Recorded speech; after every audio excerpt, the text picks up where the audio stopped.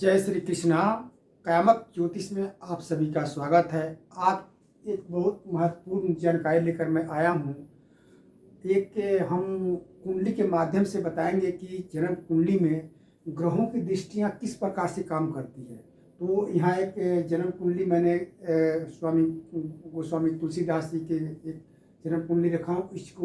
इसी के आधार पर आपको बताऊंगा कि गोस्वामी तुलसीदास की और हमारे 9 ग्रह जो होते हैं इनकी जन्म कुंडली में किस प्रकार से ये काम करते हैं, और इन्हीं के तालमेल से जो हमारा इन कुंडलियों का जो है लेखा जोखा निकल के शुभ अशुभ फल जो है भाग और अशुभ फल निकल के आते हैं, और इन्हीं के तालमेल से हमारे ग्रहों के अच्छे फल या बुरे फल हो जाते हैं। तो गोस्वामी तुलसीदास के बारे में थोड़ा मैं आप जानकारी दे देता हूँ। गोस्वामी तुलसीदास जी कौन थे और उनका जन्म कैसे व्यतीत हुआ और वो कैसे महान बने और रामचरितमानस की रचना की।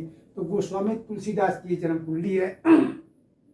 गोस्वामी तुलसीदास जी का जन्म जब हुआ तो उनका जन्म मूल नक्षत्र में हुआ। हमारे 27 नक्षत्र होते हैं और 28 नक्षत्र भी होते हैं।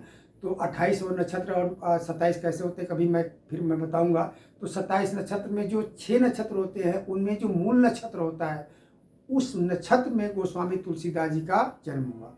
तो जब गोस्वामी तुलसीदास जी का जन्म हुआ तो उनके पिता ने, वो विज्ञानी थे, जानकार थे, तो मूल को समझ करके बच्चे को त्याग दिया। यानी ऐसा बताया जाता कि मूल नक्षत्र में अगर जन्म हो तो 27 दिन तक उसकी मूल पूजा अंतर्गत मूल की पूजा करवानी चाहिए। माता पिता जो उस बच्चों का उसके शक्ल दर्शन नहीं करते, तो पिता ने बच्चों को गोस्वामी तुलसीदास जी को त्याग दिया। तो उनकी माता जो थी, माता उनके पास एक चुनिया नाम की जो दासी थी, माता ने कहा कि इस बच्चे को ले जाओ, अपने पालन पोषण करो।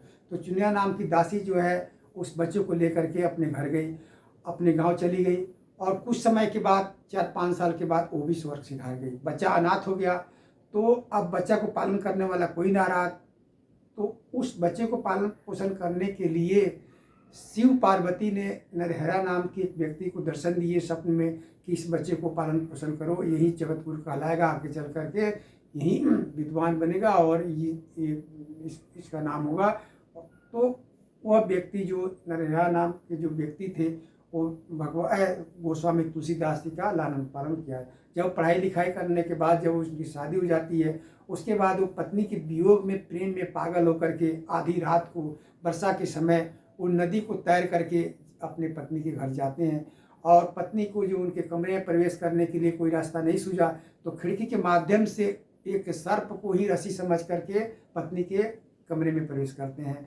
पत्नी इस दृश्य को, इस बात को जान करके वो पत्नी इनको आग बबूला हो जाती है और फटकार देती है कि अगर तुमको इतना प्रेम हमसे है, इस चमड़ी से, शरीर से, इस रूप से, मुंह से, काम से तुम इतनी पीड़ित हो, अगर यही प्रेम तुम अगर परमात्मा में लगाते, भगवान के चरणों में लगाते, तो कई पीढ़ियों को आपका और सबका उद्धार हो जाता।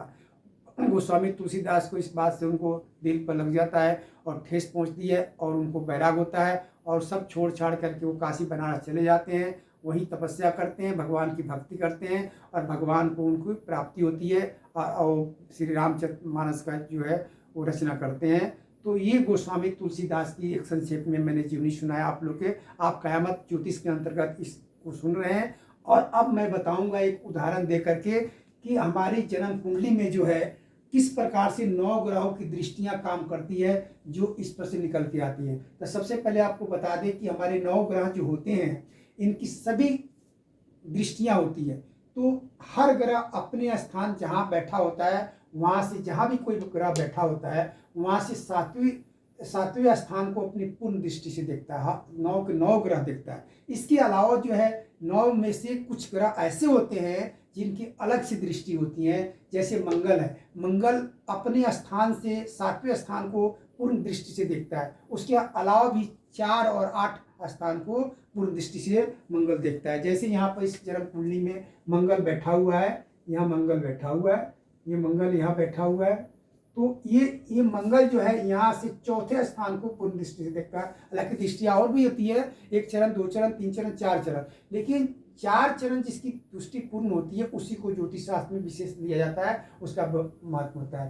तो ये मंगल जो है 4थे चरण, अपनी चौथी पूर्ण दृष्टि से ये लगन को देख रहा है। उसके बाद ये मंगल जो है अपनी 7वीं दृष्टि से ये चतुर्थ भाव को देख रहा है। उसके बाद अपनी अपनी पूर्ण दृष्टि से 8वीं दृष्टि से पंचम भाव को देखा। इसी तरह ग्रह जितने ग्रह होते हैं, 9 ग्रह जो है अपने अपने उनकी दृष्टियां होती है। हर नौ ग्रह अपने स्थान से 7वें स्थान को पूर्ण दृष्टि से देखता है। उसके अलावा उनकी दृष्टियां होती है। जैसे मंगल की जो है अपने स्थान से 7वें स्थान को पूर्ण दृष्टि से देखता है। उसके बाद 4 और 8 को देखता है। उसके बाद जो है बृहस्पति जो है अपने स्थान जहाँ बैठा हुआ होता है, बृहस्पति अपने आगे आगे 7वें स्थान को पूर्ण दृष्टि से देखता है। उसके बाद 5 और 9 को पूर्ण दृष्टि से देखता है। उसी तरह जो है शनि जो होते हैं, शनि अपने स्थान जहाँ बैठे होते हैं वहाँ से 7वें स्थान को पूर्ण दृष्टि से देखते ही हैं। उसके अलावा जो है 3 और 10 स्थान को पूर्ण दृष्टि से देखते हैं। तो इन्हीं के तालमेल से जो है हमारा भागफल, भविष्य फल यानी इस जन्म कुंडली का जो है उसका विश्लेषण होता है और आपका शुभ अशुभ फल निकल के आती है। तो इन 9 ग्रहों में जो है जब बृहस्पति देखते हैं तो जिस स्थान को देखते हैं उसको वृद्धि करते हैं, शनि देखते हैं तो उसको क्षय करते हैं, और राहु देखते हैं तो भ्रमित करते हैं, और मंगल देखते हैं तनाव करते हैं। और इन 9 ग्रहों में सूर्य और मंगल जो है कि सूर्य मंगल और केतु अग्नि के समान होते हैं। तब जब इनकी दृष्टि पड़ती है जहाँ पर, तब उस विषय में आग लग जाती है। जैसे अगर सूर्य जहाँ बैठे हो तो 7वें स्थान को देखेंगे। उसी तरह मंगल बैठे होते हैं तो 7 और 4 और 8 स्थान को पूर्ण दृष्टि से देखते हैं, और केतु देखते हैं। तो अब हम देखते हैं कि गोस्वामी तुलसीदास को उनकी पत्नी ने किस प्रकार से फटकारा, लात मारा, और उससे बैराग उनको प्राप्त हुआ। बैराग होने के बाद गोस्वामी तुलसीदास जी जो तपस्या में भगवान की भक्ति में लीन हो गए, और उनको भगवान की कृपा प्राप्त हुई, और वो श्री रामचरितमानस की रचना किया।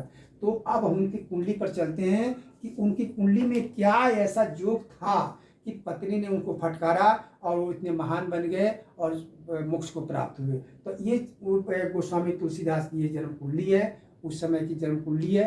तो इसमें हम देखते हैं जन्म कुंडली के एक उदाहरण देकर बताते हैं कि ग्रह दृष्टियाँ किस प्रकार से जन्म कुंडली में काम करती है। अब गोस्वामी तुलसीदास के कुंडली में क्या ऐसा योग था जो इतने महान बन गए और उनकी पत्नी ने फटकारा और वो रामचरितमानस की रचना की और मोक्ष को प्राप्त हुए। तो हम सबसे पहले लगन को चलते हैं कि जन्म कुंडली में सबसे पहले लगन को ऐसा हम अपने जहाँ तक हम जानकारी है कि अगर आपकी जन्म कुंडली में लगन सुधर जाती है, लगन अच्छी है, तो कुंडली का आधा भाव जो है आपका शुभ फल प्राप्त होते हैं, और कुंडली बिगड़ गया तो आपका सारा खेल खराब हो जाता है। तो ये हम देखते हैं कुंडली का लगन का जो है तुला लगन की कुंडली है, और तुला लगन का कुंडली है। और लगन का स्वामी जो है शुक्र, जो 11वें स्थान में जो है सिंह राशि में बैठा हुआ है। सूर्य और बुध की युक्ति है, और इन दोनों तरफ जो है पाप ग्रह शनि, केतु और मंगल की पाप ग्रह से पीड़ित है, तो इसको हम कहते हैं पाप करती जो। तो लगन जो है इनका जो है शुक्र यहाँ सूर्य के साथ बैठा हुआ अस्त हो गया, और शुक्र जो है खराब है। उसके बाद जो है चंद्रमा पर ये मंगल की दृष्टि, चौथी दृष्टि मंगल और चंद्रमा पर दिख रहा है। तो लगन खराब होने से इनकी दाम्पत्य जीवन जो है विशेष सुख नहीं कहा जा सकता, और दाम्पत्य जीवन से इनको सुख नहीं प्राप्त होती। उसमें तू तलाक होती है। जब शुक्र हमारा खराब हो जाता है तो प्रेम संबंध होते हैं, तू तलाक होते हैं, विच्छेद होता है, तमाम बातें होती है अगर किसी जन्म कुंडली में शुक्र खराब हो जाए। यहाँ हम देखते हैं कि ये सप्तम भाव का पति दाम्पत्य जीवन का जो हमारा स्थान होता है, इसका स्वामी मंगल जो है यहाँ 10वें स्थान में कर्क राशि में नीच का बैठा हुआ है। तब जब मंगल नीच का बैठ जाए, मंगल खराब हो जाए 7वें स्थान का वो उस जीवन में दाम्पत्य जीवन का सुख नहीं प्राप्त होता। तो ये हम देखते हैं कि मंगल इनका खराब है, शुक्र खराब है, इसलिए स्त्री का सुख उनको नहीं प्राप्त हुआ, स्त्री से इनको फटकार मिली। अब हम देखते हैं कि बाल अवस्था कैसा रहा। तो मंगल की यह 7वीं दृष्टि इनके माता वाले स्थान पर पड़ने से माता पिता से ये दूर हो गए, माता पिता का सुख नहीं हुआ, नहीं प्राप्त हुआ। उधर हम देखते हैं ये मंगल जो है अपनी 8वीं दृष्टि से पंचम भाव को देखते हैं, प्रेम, संतान और विद्या के स्थान को देखता है। लेकिन विद्या का स्थान पर गुरु बैठा हुआ है, तो दोनों को टकराव से गुरु के लिए, विद्या के लिए अच्छा हुआ। अब यही जो है अब देखते हैं कि ये कैसे इतने महान बन गए, कैसे इतने पहुँचे हुए और भगवान के इनके दर्शन में। तो हम ये देखते हैं कि कोई भी ग्रह, सारे ग्रह जब एक भाग में चला जाए, एक स्थान पर बैठे हैं, तो ये 11वें स्थान में सारे ज़्यादातर ग्रह बैठे, जैसे मंगल, चंद्रमा और शनि शुक्र बुध केतु एक जगह बैठे हुए हैं, तो ये जो होता है ये इस तरह का अगर ग्रह कुंडली में बैठा हो तो व्यक्ति जो है मुनि बनता है, सन्यासी बनता है, जोगी बनता है, तपस्वी बनता है, ज्ञानी होता है। इस पर जो है बृहस्पति की दृष्टि होने से सूर्य बुध जो है बुधातीत योग होने पर और उस पर बृहस्पति की दृष्टि हो जाने से इनको महान विद्या की प्राप्ति होती है, महान बनते हैं, ज्ञान की प्राप्ति होती है, जोगी बनते हैं, तपस्वी बनते हैं, इनको सिद्धि की प्राप्ति होती है, भगवान के दर्शन होते हैं और रामचरितमानस का ये रचना करते हैं। इधर सप्तम स्थान पर चंद्रमा की भी दृष्टि है, तो सप्तम स्थान पर चंद्रमा की तो बताते हैं कि इनकी पत्नी को जो पश्चाताप हुआ कि मैंने पति देव को क्या बोल दिया, तो ये जब मिलने के गए, क्योंकि चंद्रमा की दृष्टि है, ठंडा इसको शांत कर रहा, तो जब उनको मिलने गए तो गोस्वामी तुलसीदास ऐसे बताते हैं कि अपनी पत्नी को नहीं पहचान पाए। तो ये सब योग होने से गोस्वामी तुलसीदास जी इतने महान हुए और श्री रामचरितमानस की रचना किया। तो इनकी ये जन्म कुंडली है।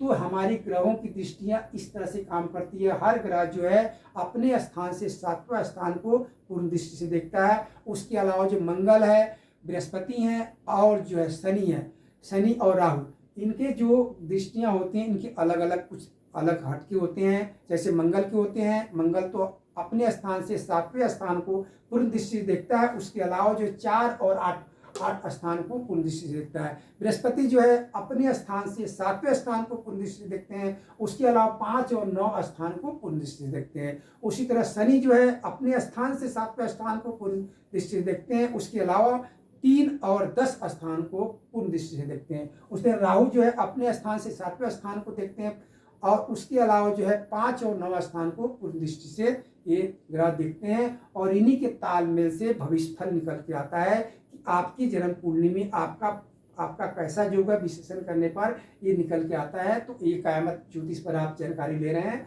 और हमारे चैनल पर जा करके इसको बार बार समझ सकते हैं, देख सकते हैं।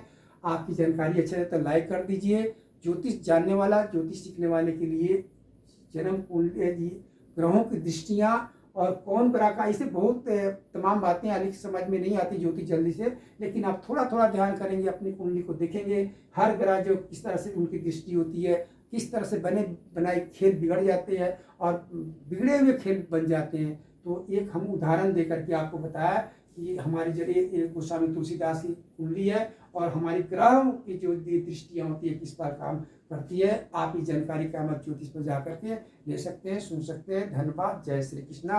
राधे राधे।